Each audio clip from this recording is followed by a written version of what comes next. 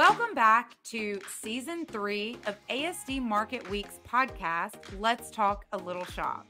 With your host, me, Emilie Lewis. We're going to tackle the hard subjects. So buckle up and get ready for Season 3. We're going to have a lot of fun.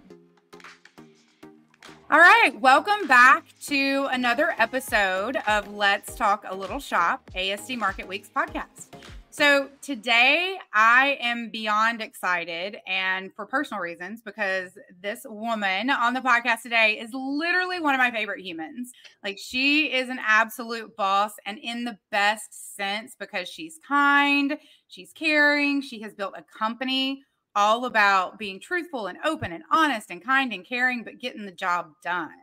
So I am excited to welcome Jamie Grossman, who is the founder of PRTNR Recruiting, to the podcast today. So welcome, Jamie.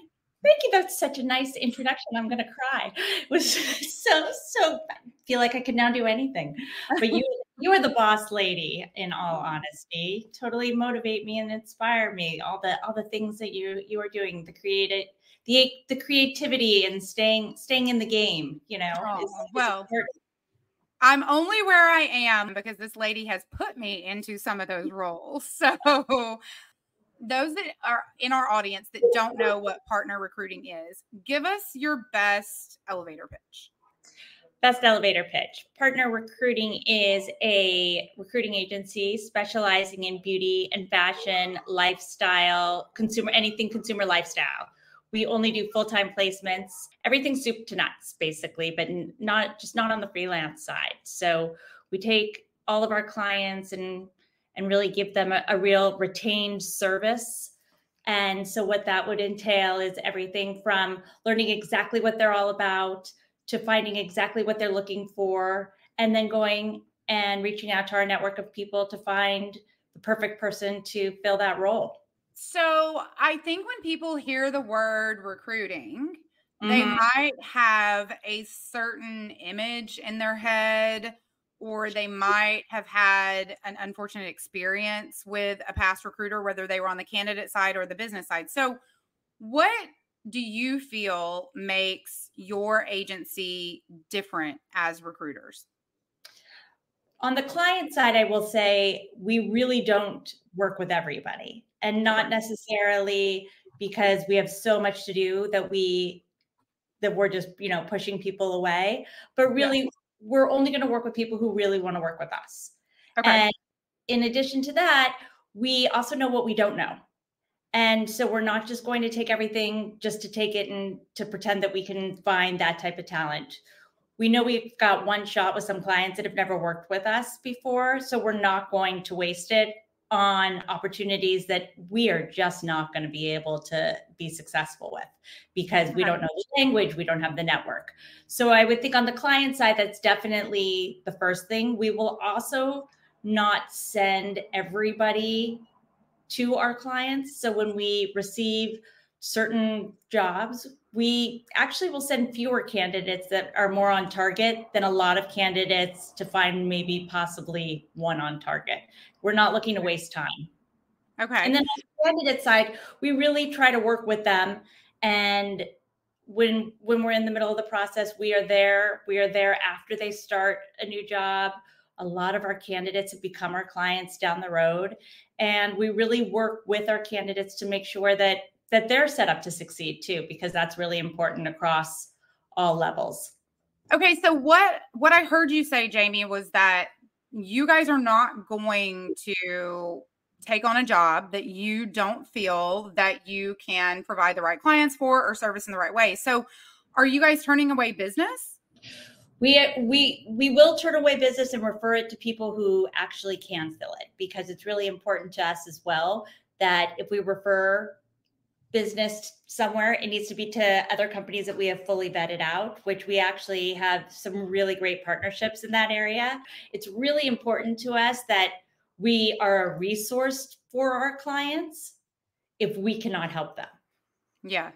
No, that makes sense. Okay. Well, we're going to dive into recruiting and hiring in general, but I always like to take a little bit of a pause, try to keep it lighthearted so that we can get to know you a little bit better, because I think that that's really important. So if you're okay with it, we're going to do a little bit of a lightning round so that we can get to know you a little bit. Okay. I love it. So tell us where you grew up and anything you want to share about, a family dynamic or your family. Born and raised in Los Angeles. And Okay. believe it or not, there's a lot of us. I don't know. I don't believe that. I don't know if I believe that. We all leave and then we all come back because it's a good life. It's a good life. Okay. So yeah. I have a very large family, and everybody has finally started to trickle back, I think, for good, which is amazing and exciting. So I was born and raised here in Los Angeles, left for college, came back, spent a lot of time in New York working on the entertainment side of the world, and knew I had to come back to Los Angeles because when I called my parents asking if they could help me for some support, they said we had a room, and I was like, that's amazing. And it was in my old bedroom that was not necessarily my old bedroom anymore. Yeah. So I ended up back in Los Angeles and have never left. But I miss the East Coast so much. I know. When you were growing up, what did you want to be? I wanted to be an actress or a beach bum. True Angelino. Yep. I was a junior lifeguard from a very early age, and I was like, I could do this, but I don't want to work for it, but I could be a beach bum. Yeah. And then I saw the show Gidget, and I was like, I could do this and be an actress and be a beach bum. And it all just kind of seemed like a really fun life, only that didn't pan out well for me. So yeah. Yeah. Is there one maybe quote or something that stuck with you that someone said to you throughout your life that keeps replaying in your head or has become a motto for, whether it's personal or business, how you live your life? I was a competitive ice skater for most of my life. Oh. And so we had my family and only the women from my mom's side. The motto was you could feel bad and you could feel upset about your ice skating. If you're sick, if you didn't do something you were supposed to do, you get one feel bad day. And then you got to pick yourself up and change it all around.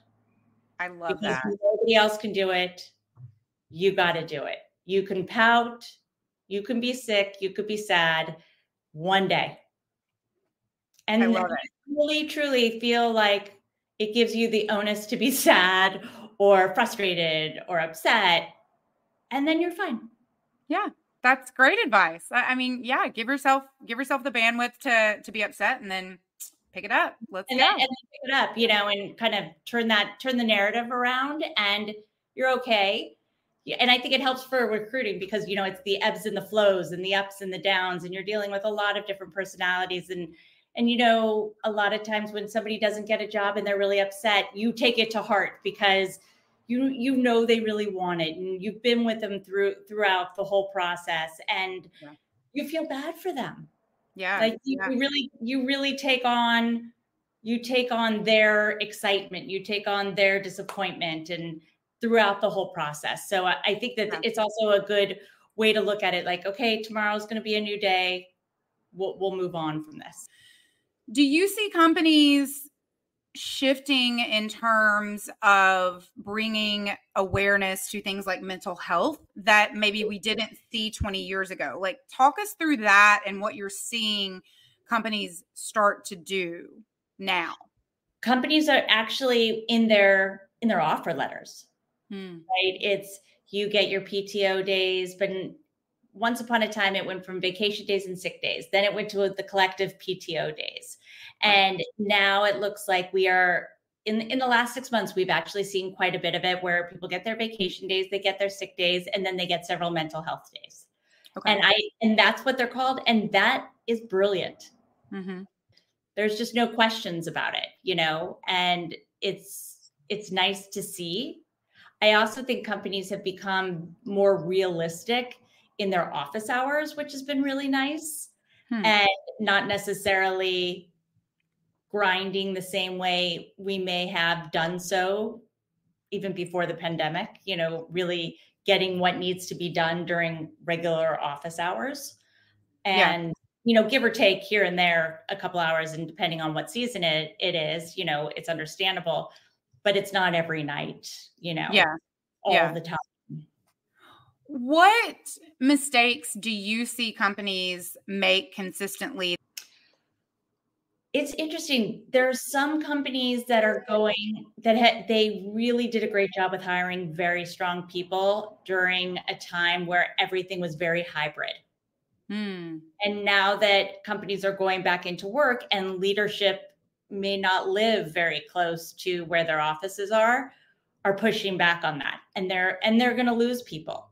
Senior level people who when they initially started 2 years ago were only going into the office 2 days a week, and now it's expected to go in 4. Yeah. Maybe Yeah. 5. And so I really see companies losing talent. So I would say we've got to be very careful when we're looking at what the schedules are and what people need. And going back on how your offer initially was is very disheartening. Yeah. So I think companies need to really watch out for that quite a bit. And one of the things that we have seen a great deal of is when companies don't have real expectations for candidates or new employee before they walk in the door, it never ends up to be the same experience as if they did. Yes. And it could still work out great, but it just sets everybody up for success. It gives a candidate or a new employee the opportunity to say, like, I can't do those things. Yeah. Or it gives somebody the opportunity to say, I know how to do all this. I feel great. I'm good.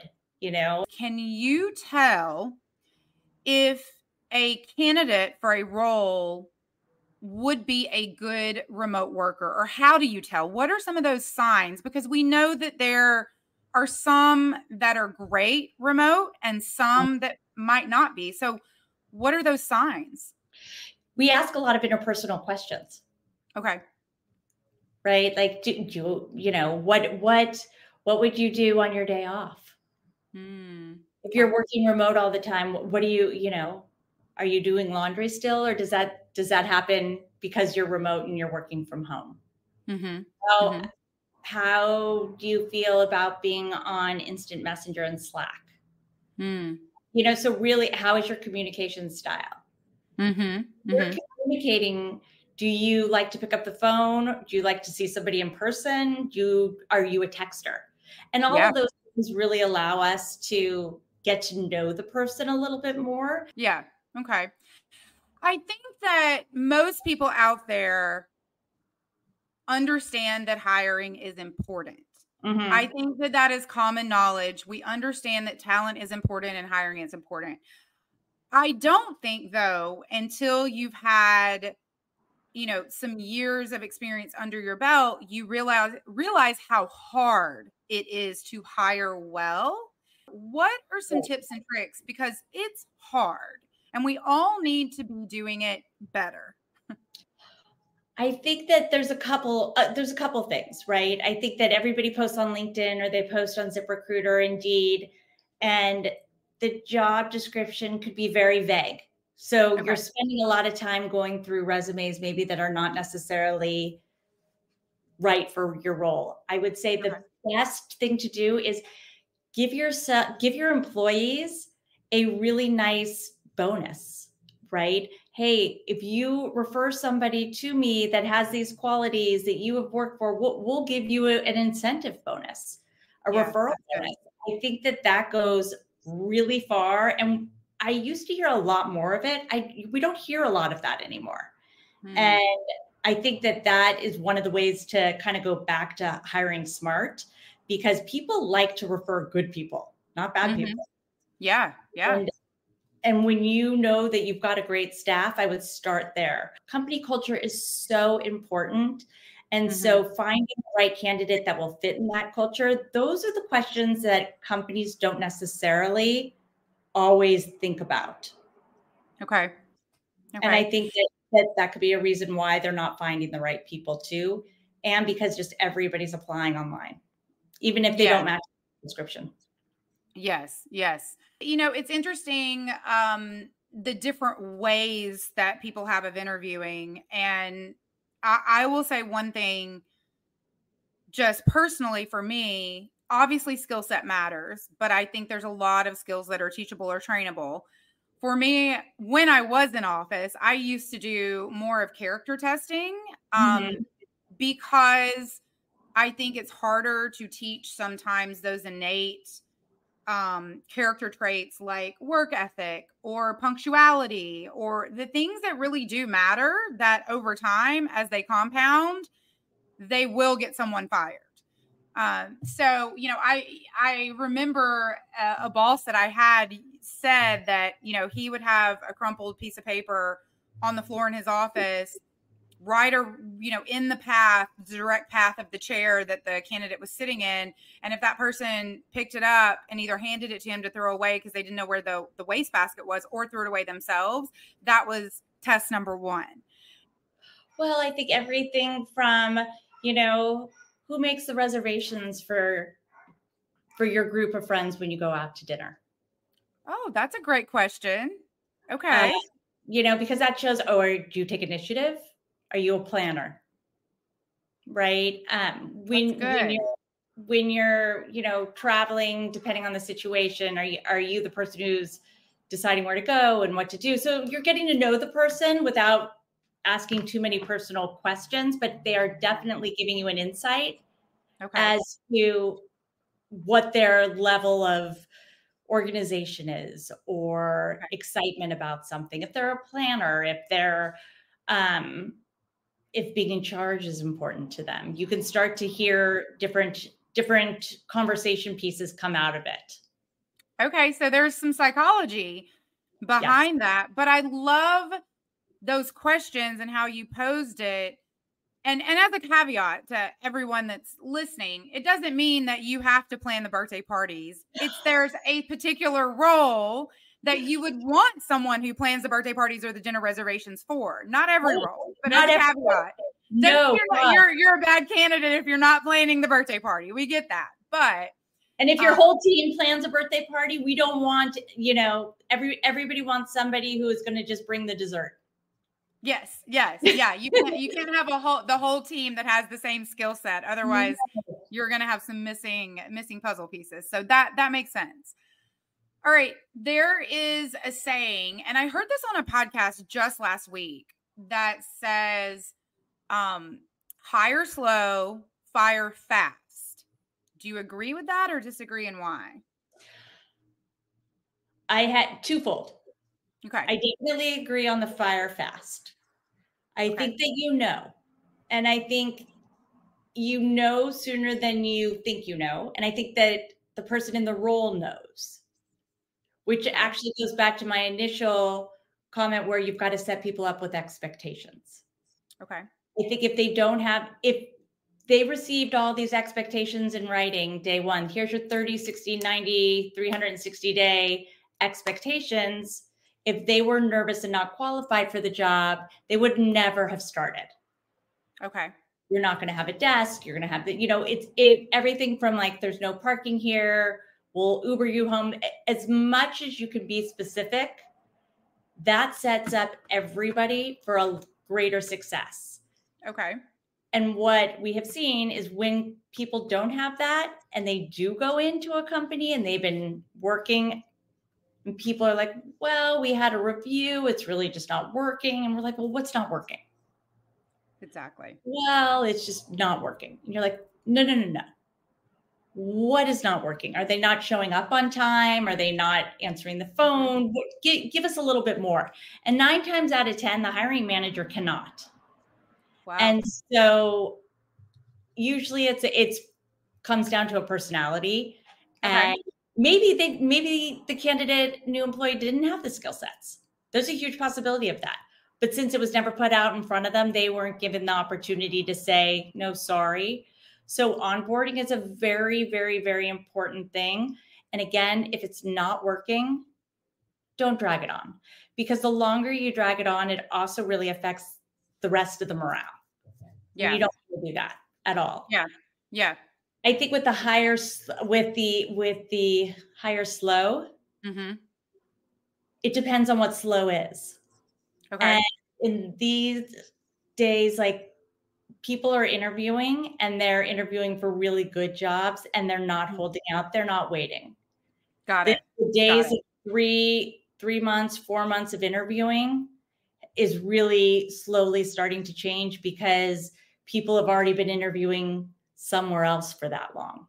Got it. So you'll lose good talent if you're too slow, is what I'm hearing. Definitely. But what 3 traits or characteristics do you think separates good talent from great talent? So I think it's a little bit of a hard question depending on the role, right? Yeah. Okay. I think good candidates can be great. Okay. I think that I don't necessarily know if they want to be great. Or maybe they already think they're great. I think great candidates follow through. Okay. They always arrive early. Follow through. Okay. Follow through. They always arrive early. Ooh. Communication is key. Okay. So there's a lot of people who show up, you know, they know their interview is at 10 and at 9:45 they're still a half hour away because of traffic. But we're just finding out about it now, you know. And so communication is so key, and that is definitely a huge difference in a good candidate to a great candidate. And every candidate should always make sure their resume does not have spelling mistakes on it. Oh, okay. Yes. So I'm hearing communication. I'm hearing punctuality. I'm hearing grammar. Grammar's important. Okay. Definitely. And send a thank you note. Yeah. So. I can vouch for that on the thank you note. I had a boss tell me at one of the most pivotal jobs I've had in my career that really changed the trajectory of my career. I had a boss it was a year after I was on board, and I was there for about 4 years. Tell me that she almost didn't hire me because my thank you, it took me 2 days to get her a thank you. Now, the reason that it took me that time was because I was actually on an international flight. So I was flying, but in hindsight, I should have written that thank you, had it pre-scheduled to send. And she said, I hired you and I'm glad I did, but you almost lost the role because it took you more than 48 hours to send me a thank you. And that was one of her big character lessons and big caveats. So it's true. Can you talk to me a little bit about your experience with having good talent at a trade show? Because we know a trade show is a place where people will hire a lot of consultants or part-time work along with their full-time staff just to support the volume, especially at ASD, because we are a trade show where, you know, a lot of business is done on the floor. And that is the main component of our show, is doing business. So do you think it's important to hire wisely for a trade show? Do you know, tell us how you feel about hiring for a trade show. First of all, I think trade shows are awesome. I love going to trade shows. So personally, I think it's fantastic. I think it's great to hire part-time people. A lot of the part-time people are people who only work their trade shows, which I thought was fantastic. You know, so some of these companies aren't even going through agencies anymore. They have their own people who just work with them for trade shows, which is great because then they know whatever company they're working for. They know the product. They know exactly what's going on. And I think that has become very much the norm, where I don't think it used to be, because in the past, I know for some trade shows, a freelance agency would get 60 people to the show, and then all of a sudden only 20 would show up, you know, so then you're scrambling, and the candidate themselves is not as bought in, right? And so I feel like it is so important to have people who you trust that will show up. But I do think it's important because I think as a customer at a trade show, coming up to a booth with somebody who is not educated on the product and doesn't look excited to be there, it's not as appealing, right, to walk up to that booth. Yes. It is your first meeting and could be your only chance with top clients, whether they are current clients or could be future clients. Right. and you only get one chance. So hiring and how you hire and the people that you put on the front lines in that booth at a trade show are vital to your business. I want to pivot just a minute and talk about 2024. What are your thoughts for business, and what are you seeing in your business for 2024? Everything that I've been reading, they expected unemployment to go down quite a bit, and it has not. Yeah. They had also expected new jobs to go down. It has not.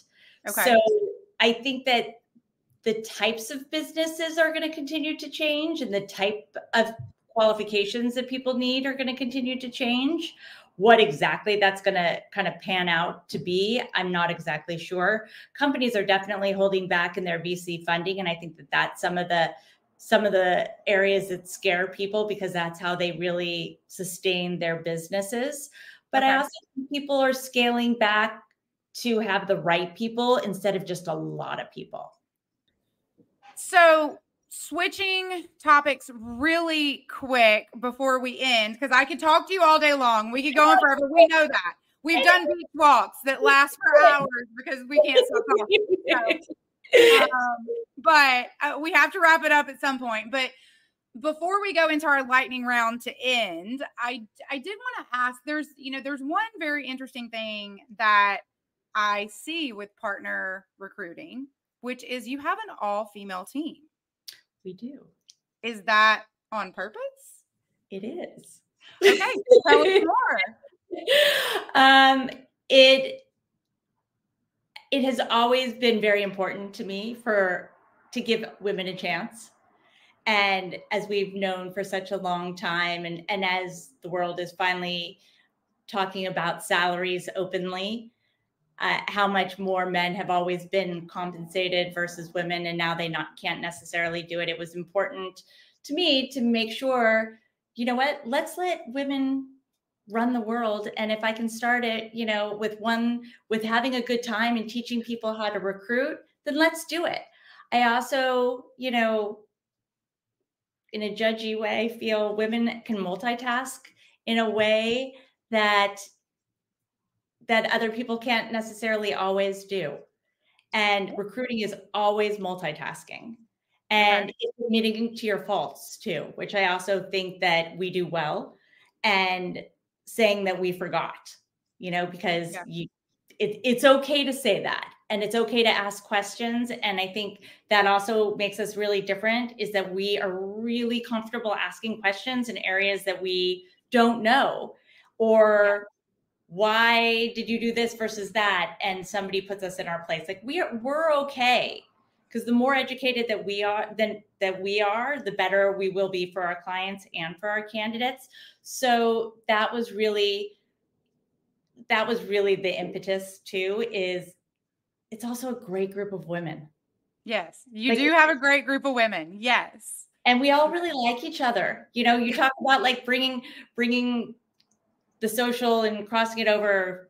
We have that. And I feel so lucky when I don't see them for a little bit. I really miss them, like, oh my God, because like you become friends, and we all really have the passion for the same thing. And it's not just about making money, it's about doing it the right way, because karma will come around. And so why ever have to even think that way? Right. We want to just always we want to sleep at night, basically. Yes. Kudos to what you have built. Thank you. Okay. So we're going to go into a quick lightning round, because like I said, we've got to end at some point, but I want to know some fun things about you. So whatever comes to mind when I ask the question, go for it. There's no right or wrong answer. Okay. What is a legacy that you hope partner recruiting can leave? I hope that we can you said it early on, where, their recruiters, headhunters have a really bad reputation, and we've experienced it, and which is one of the reasons why it's so important for us to do it with integrity as much as integrity and transparency is overused. It is exactly what is so important to us. So I hope that our legacy brings back recruiting to some type of higher appreciation, and not everybody is shady and sleazy and, trying to pull the wool over your eyes. I love it. What is one thing that you wish candidates when interviewing would do differently? I wish that they would really get to know the company before they go into an interview. Okay. That makes sense. What's one thing that you wish that businesses or companies would do different when hiring? Really take the time to speak to all the people who are going to be involved in the hiring to see exactly what they need. And they're exactly, this is my must have. This is, I wish I have. This is, okay if it doesn't have. Really make those lists and make them clear. Okay. And be on board collectively. Okay. A little bit more of a fun question. What's the last book you read? Oh my God. Atlas of the Heart. I'm still reading it. Ooh, Brene Brown. That's a great one. Okay. What's the last movie you saw? Oh my gosh. The last movie my husband just made a movie, and it's called That's Funny. It's being released in Michigan. So that's the last movie that I saw. Okay. I definitely spent a lot of time watching the Beckham movie, the documentary. Same. I just finished it. And for those that are not soccer fans, first of all, what are you doing with your life? Because it's the greatest game in the world. So you need to have a conversation with yourself on that one. But outside of that, just the sheer appreciation for someone with that amount of talent and perseverance. Oh my goodness. He never gave up. Even when they benched him, when they told him he couldn't practice with that. I mean, it is just a lesson in sheer determination.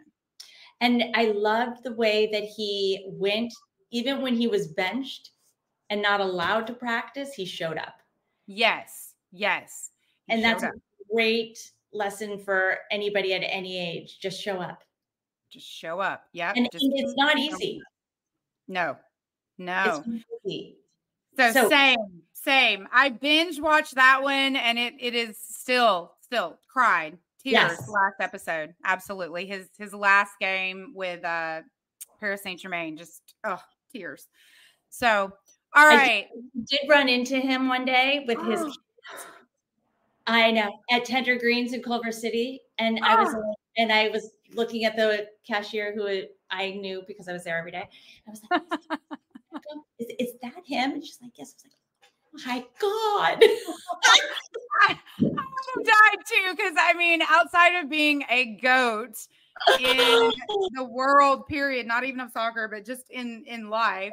Oh, I mean, he keeps getting better with age. It's a little unfair. It's so unfair. It's so unfair. So anyway, so that was the one, and it's so good. Okay. Yes. Well, I could absolutely talk about David Beckham all day, but we will move on. Our absolute last question, and then we'll wrap it up. If there is one person out there that you feel that has just done life right, in the saying comes to mind, they are winning at life, who would that be? I've thought about that, and I feel like there's so many women in my life who are doing it right. Love that. And it's just nice to see it. Yeah. We have so many friends who have gone back and, switched their careers, everything from investment banking to now, running different programs at different nonprofits to, it's so different. I think doing it right is just, they're happy. Yeah. And I think that you get to a certain place, and as long as you're happy, you're doing it right. And I think I'm fortunate enough that I'm surrounding myself around people who are doing it right, Nice. And it's important to watch these women around me do it right, because I also get to emanate that from my children too, which is nice. So there's not one person, there's many, and And everybody should just, do what they love to do, even if it's not what you thought you were going to do. You can change. You can Nobody, change. I love nobody that. says you've got to do the same thing over and over again. Thank you for being Thank a part of our you. podcast today. Thanks for asking me. And if we take away one thing from today, it will be keep showing up.